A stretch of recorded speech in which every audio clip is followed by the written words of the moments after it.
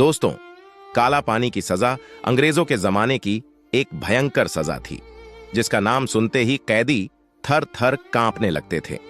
एक ऐसी सजा जिनके बदले कैदी मौत मांगने लगते थे।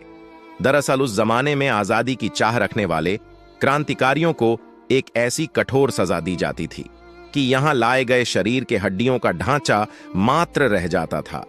यहां जो कैदी जिंदा रहना चाहते थे उन्हें यहां तिल तिल कर मारा जाता था, और जो कैदी मौत चाहते थे उन्हें तड़पा तड़पा कर जिंदा रखा जाता था। समुद्र के बीचों बीच इस जेल में कैदी मौत से भी बदतर जिंदगी जीने के लिए मजबूर थे। ये एक ऐसी कहानी है जो भारतीय इतिहास में कला अध्याय के रूप में दर्ज है। आज हम इस वीडियो में क्या होती है काला पानी की सजा, कैदी, इसके नाम पर क्यों कांपते थे, कहां है ये जेल, किसने और क्यों इस जेल को बनवाया था, इन सारे मुद्दों पर हम चर्चा करेंगे।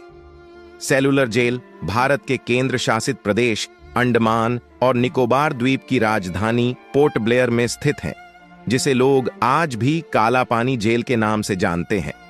अब आप सोच रहे होंगे कि इस सेलुलर जेल का नाम काला पानी पड़ा कैसे, तो हम आपको बता दें, इस जेल के चारों ओर सिर्फ पानी ही पानी था। जमीन तो यहां दूर दूर तक नजर ही नहीं आती थी। ब्रिटिश सरकार के दिमाग में इस जेल के बारे में ख्याल 1857 की क्रांति के समय ही आया था। ब्रिटिश सरकार ने इस जेल का निर्माण आजादी में भाग लेने वाले स्वतंत्रता सेनानियों को सजा देने व कैद करने के लिए बनाया गया था। ब्रिटिश सरकार ने 1896 में इस जेल का निर्माण करवाना शुरू करा दिया था। अंडमान निकोबार द्वीप पर घने जंगलों को काटकर जेल के लिए जगह खाली करने का काम शुरू किया गया, लेकिन यहां पर काम करने वाले लोगों के लिए यहां की जलवायु, सांप, बिच्छू आदि के संकट बने रहते थे। कई लोग तो मारे भी गए, क्योंकि इस घने जंगल को वे खुद से काटते और वहां पड़े बड़े बड़े पत्थरों को भी हटाना पड़ता था, जिसके नीचे दबकर कई लोगों की मौत भी हो जाती थी। इस जंगल को साफ कर यहां जेल का निर्माण किया गया। वहां पर बड़े बड़े अंग्रेजी अधिकारियों के लिए आवास बनाया गया और जेल के बीचों बीच एक टावर का भी निर्माण किया गया, जिससे सभी जेल के सेलों पर निगरानी रखा जा सके। इस टावर पर 1 घंटा भी लगाया गया था, जो किसी भी तरह के खतरा होने पर बजाया जाता था। यह जेल 3 मंजिल की बनाई गई और यहां 696 सेल्स बनवाए गए, ताकि यहां पर लाए जाने वाले सभी कैदियों को अलग अलग सेल में रखने का एक ही मकसद था, ताकि कोई भी कैदी आपस में स्वतंत्रता आंदोलन से जुड़ी योजना ना बना पाए और अकेलेपन का जीवन जीते जीते अंदर से ही टूट जाए, ताकि वे लोग ब्रिटिश सरकार के खिलाफ किसी भी तरह बगावत करने की हालत में न हो। हर कमरे में 3 मीटर की ऊंचाई पर खिड़कियां बनाई गई थीं। अब आप सोच रहे होंगे कि इतनी कम ऊंचाई पर खिड़कियां रहने के बावजूद कैदी वहां से भाग भी तो सकते थे, पर ऐसा नहीं था। जेल के चारों तरफ समुंदर का पानी ही पानी था, जहां से भागना नामुमकिन था। हां, कुछ कैदियों ने भागने की भी कोशिश की थी, पर वे कामयाब ना हो पाए।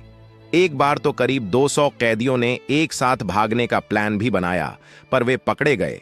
कुछ कैदियों ने तो वहां की यातनाएं देखकर आत्महत्या कर ली, तो कुछ को वहां के ब्रिटिश सैनिकों द्वारा फांसी पर लटका दिया गया। सेलुलर जेल के निर्माण में करीब 5,17,000 की लागत आई थी। इसका मुख्य भवन लाल ईंटों से बना है।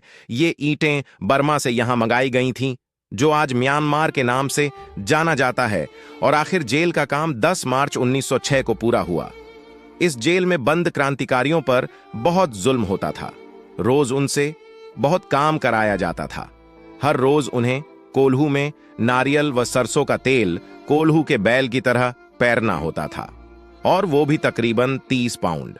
अगर वह ऐसा नहीं कर पाते थे तो उन्हें कोड्ढों से पीटा जाता था और कई सालों तक उन्हें बेड़ियों में जकड़ दिया जाता था। यहां रहने वाले कैदियों पर कई घंटों तक पिसाई मील पर काम करवाना, कई सप्ताह बेड़ियों के साथ खड़े रहकर बागवानी करवाना, रस्सी बनवाना, नारियल की जटा तैयार करना, कालीन बनाना, तौलियां तैयार करवाना, एकांत कोठरी में कैद रखना और साथ ही कई दिनों तक भूखा रखना, ये यातनाएं इतनी भयानक थी कि कैदी को मानसिक व शारीरिक रूप से अपाहिज बना दिया जाता था। दोस्तों, ये तो अभी मामूली सजा होती थी, पर अब जो हम बताने वाले हैं उसे सुनकर हो सकता है आपकी रूह कांप जाए। उन कैदियों को घास की सब्जी खाने को दी जाती थी। नमक के नाम पर बस एक चुटकी नमक ही दिया जाता था, जिसके वजह से कई कैदियों की मौत भी हो जाती थी। उन्हें जो पानी पीने के लिए दिया जाता था उसमें कीड़े होते थे। काला पानी की जेल में कोई शौचालय नहीं बना हुआ था, इसलिए जब भी उन्हें शौच जाना होता था तो अपने सेल का इस्तेमाल करते थे। वहां कैदियों को 2 बर्तन दिए जाते थे, जिसका वे इस्तेमाल एक को खाना खाने और दूसरे को वे शौच के लिए करते थे।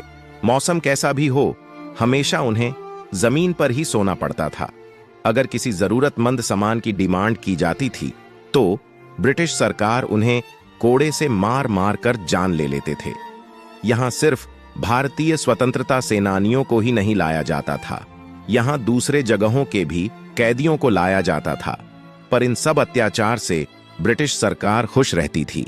फिर द्वितीय विश्व युद्ध के समय जापानी शासकों ने इस जेल पर कब्जा कर लिया और अंग्रेजों को ही सेलुलर जेल में कैदी बनाया गया। द्वितीय विश्व युद्ध खत्म होने के साथ ही 1945 में अंग्रेजों ने फिर से इस जेल पर कब्जा कर लिया। काला पानी की सजा काटने वाले स्वतंत्रता सेनानियों में बटुकेश्वर दत्त, विनायक दामोदर सावरकर, सोहम सिंह, मौलाना अहमदुल्लाह, मौलवी अब्बदुर रहीम सादिकपुरी, मौलाना फजल ए हक खैराबादी, एस चंद्र चटर्जी जैसे कई नाम शामिल थे। सेलुलर जेलों के दीवारों पर कई स्वतंत्रता सेनानियों के गाथा अभी भी मौजूद है।